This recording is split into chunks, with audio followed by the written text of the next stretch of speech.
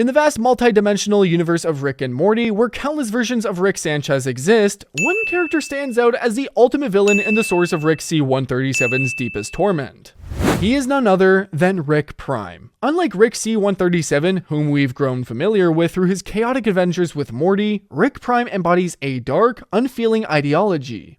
Boundless freedom with zero regard for consequences. His personality and power are the perfect blend of genius-level intellect and ruthless cruelty, surpassing any other version of Rick. It was Rick Prime who transformed Rick C-137 from an ordinary scientist into a bitter, paranoid drunk, wandering across dimensions in a relentless quest for revenge. So what shaped a Rick so great yet so malevolent? And can Rick C-137 ever rise above the shadow of his greatest nemesis? So get ready, sit down, grab a snack if you want, and join me in exploring the mysteries surrounding this legendary figure.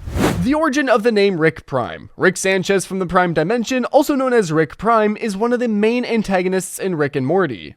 Rick Prime's beginnings aren't much different from other versions of Rick. He married Diane and had a daughter named Beth. However, his marriage was deeply fractured, and Beth herself once mentioned that her parents had a terrible relationship. While other Ricks found meaning and connection in love, Prime chose to completely detach himself from the bonds of family, viewing his wife and child as nothing more than burdens. Why are you leaving? Work stuff. Unlike Rick C-137, Prime doesn't seek joy from adventures, nor does he drown himself in booze or meaningless games. He embodies the purest and coldest version of Rick Sanchez, with his icy demeanor, decisive attitude, ashen skin, faded hair, and a chilling purple sci-fi outfit. All of it creates a Rick whose appearance is entirely distinct from the other Ricks. Complementing that exterior, Prime boasts an intellect that surpasses even the other Ricks, being the first to invent the portal gun. But instead of using it to explore the wonders of the universe, he chose to use it to dodge all responsibilities and commitments. He abandoned his family, leaving them behind in an empty and desolate universe. Diane was wiped from all existence by the weapon too cool for a name. Rick Prime's cold-bloodedness and brutality are further showcased in Season 3, Episode 1, titled The Rick Shank Rickdemption.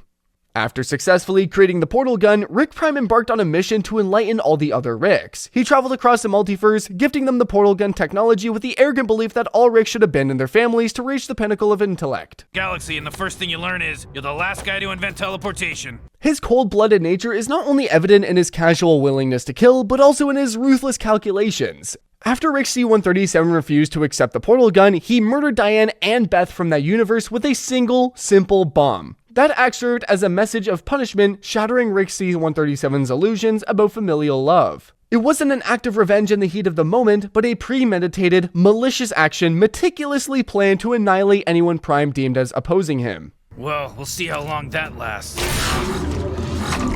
This also highlights his excessive arrogance and egotism, always seeing himself as number one and forcing others to bow to his commands. The cold-blooded nature of Rick Prime is further revealed in how he confronts his enemies, as seen in Season 6, Episode 1, titled Solar Ricks, which takes us back to the original universe of Rick and Morty.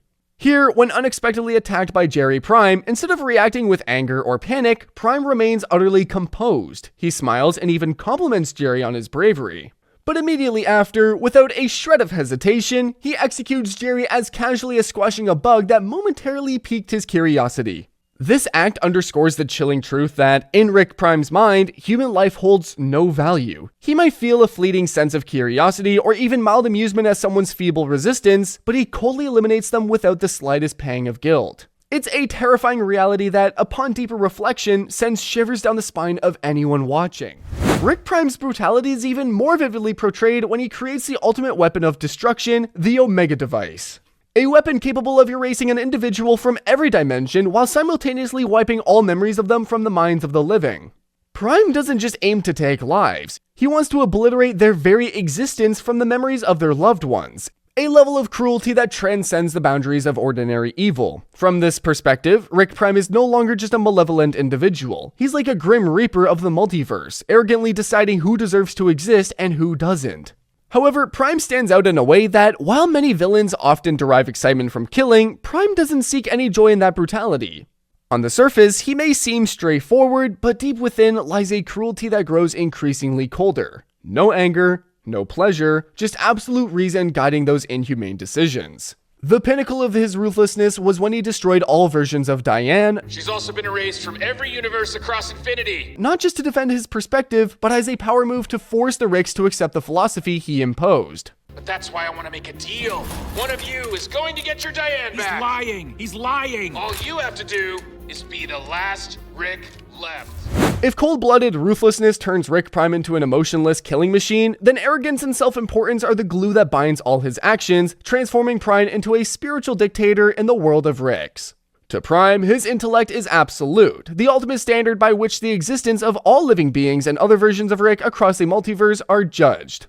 What's striking about Rick Prime's arrogance is that it doesn't just stop at words or attitude, it's elevated into a full-blown philosophy of life. Well, we'll see how long that lasts.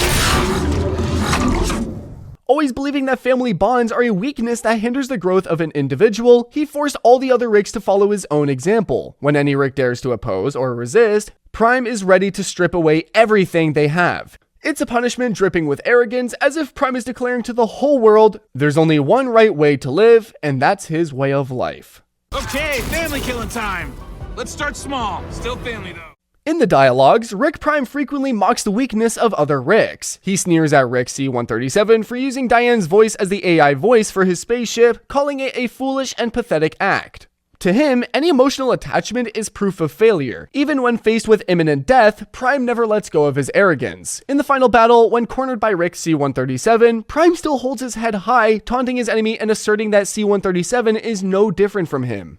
All Ricks will eventually become Prime, no matter how hard they try to fight it. They can't escape that truth. This isn't weakness in the face of death. It's his ultimate pride. A declaration that while his physical body may perish, Rick Prime's ideology will remain eternal. You lived in my house! Rick Prime's arrogance is also reflected in the way he looks down on every living being in the universe. While Rick C-137, despite his selfishness, occasionally shows respect for Morty or some creatures he encounters during his adventures, for Prime, that's absolutely out of the question. In his eyes, Morty is nothing more than a tool, and he wouldn't hesitate to kill his own grandson if he deemed it necessary. But ironically, when he faced evil Morty in the final showdown, Prime mistakenly thought he was his biological grandson and immediately tried to bond with him. This moment not only hints that he hasn't completely shaken off his yearnings for a family, but also highlights his inflated ego. Prime always desires a successor who embodies his ruthless nature to carry on the eternal legacy of Rick Prime across the multiverse. If cold-blooded ruthlessness, arrogance, and self-importance define the cruel nature of Rick Prime, then his strength and intellect are the foundation that make him a force to be reckoned with across the multiverse. Among the thousands of Ricks scattered across countless dimensions, Prime is the one of the rare few who single-handedly invented the portal gun technology. A scientific feat not every Rick is capable of pulling off. Crafting a device to open gateways connecting infinite realities not only showcases his extraordinary genius, but also serves as a bold declaration that Rick Prime is the one who ushered in a new era for all Ricks, the trailblazer who laid the groundwork for every interdimensional adventure that followed. The thing that makes Prime stand out compared to other Ricks is the way he focuses on harnessing knowledge. While many Ricks drown themselves in booze or get lost in adventures to fill the void, Prime devotes all his intellect to creative work. That's actually a commendable trait of Rick Prime that we could learn from him. However, instead of striving to create things for noble purposes, he brings to the universe machines of destruction to control everything he desires. The Omega device is a clear testament to this, a weapon of annihilation. It doesn't just kill individuals in one dimension, but erases them from all realities, simultaneously wiping out the memories of everyone who ever knew of their existence. It's not just a weapon, it's a machine that rewrites history, making the targeted person disappear as if they never existed. Rick Prime doesn't stop there. He's also a master at crafting defense systems and automated traps. The decoys, sophisticated replicas he creates and programs are a testament to his ability to leverage technology to manipulate battle strategies. Any Rick who joins the hunt for him is easily lured into deadly mazes, places where every step has been meticulously calculated by Prime beforehand. The existence of these decoys makes tracking him even more challenging. A Rick might take down a fake Rick Prime, but the death of that Rick was something Rick Prime had already anticipated. What makes Rick Prime a true master of technology isn't just the sheer number of inventions he's churned out, but the overarching vision embedded within those creations. Everything Prime designs isn't merely about addressing immediate needs, it's a piece of a long-term strategy to cement his absolute dominance across the multiverse. If the portal gun opens the gateway to a new era, then the Omega device obliterates and eliminates anyone who dares to stand in its way. Decoys scattered everywhere wear down his enemies, leaving them exhausted in their pursuit of Prime. All these technologies, when combined, form a closed system of power, where Rick Prime isn't just the creator, but the sole player capable of bending the rules of the multiverse to his will. But that's why I want to make a deal. One of you is going to get your Diane. Rick Prime isn't just a genius in advanced technology. He also possesses an almost indestructible body, making him an incredibly dangerous adversary even in direct confrontations. Unlike Rick C-137, who often relies on tech gadgets to survive, Rick Prime seems to have integrated those technologies into his own body, granting him abilities far beyond what any ordinary person could ever dream of. One of the clearest examples of this ability, in Season 6, Episode 1, titled Solar Ricks, Rick Prime was unexpectedly attacked by Jerry Prime, who slashed his throat. For a normal person, or even the majority of Ricks across the multiverse, this would undoubtedly be a fatal blow to finish off the enemy. However, not only did Prime not die, but within mere moments, the wound healed as if nothing had ever happened. Right after that, Prime calmly got up and mercilessly took Jerry out, leaving viewers stunned by his extraordinary regenerative powers. This also reveals that Prime may have biologically restructured his body, transforming himself into a being that transcends the definition of humanity.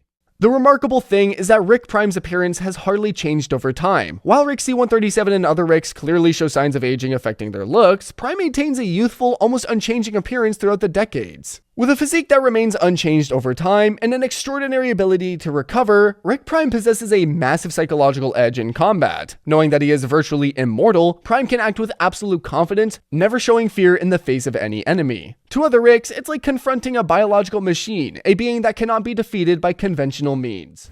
The final battle with Rick Prime was not just a physical clash, but the ultimate collision of two opposing philosophies in the world of Rick and Morty. It was the showdown of Rick C-137 had been waiting for decades, a grueling journey of revenge where every step, every invention, and every decision he made was aimed at one name: Rick Prime.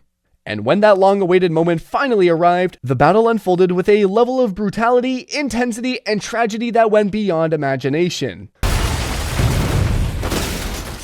In Season 7, Episode 5, titled Unmortricken, Rick C-137 and Morty find themselves on a mysterious space station, hunting down Rick Prime together. The duo relentlessly captures suspicious Ricks, locking them in test tubes for execution, but it turns out all of them are just decoys set up by Rick Prime. Shortly after, Evil Morty shows up and suggests Rick C-137 switch the scanner to probability stasis mode, which actually leads them to a different version of Rick Prime. C-137, wary of a trap, hesitates, but when Morty loses patience and shoots down that Rick Prime, he accidentally triggers a liquid trap, pulling all three of them into a prison where they're locked up alongside other Ricks who had been hunting Rick Prime. Inside, Prime appears on his screen and makes an offer. The last Rick standing in a battle royale will get to meet Diane. Despite C-137's warnings, the other Ricks throw themselves into a brutal fight driven by the desperate hope of seeing their wife again.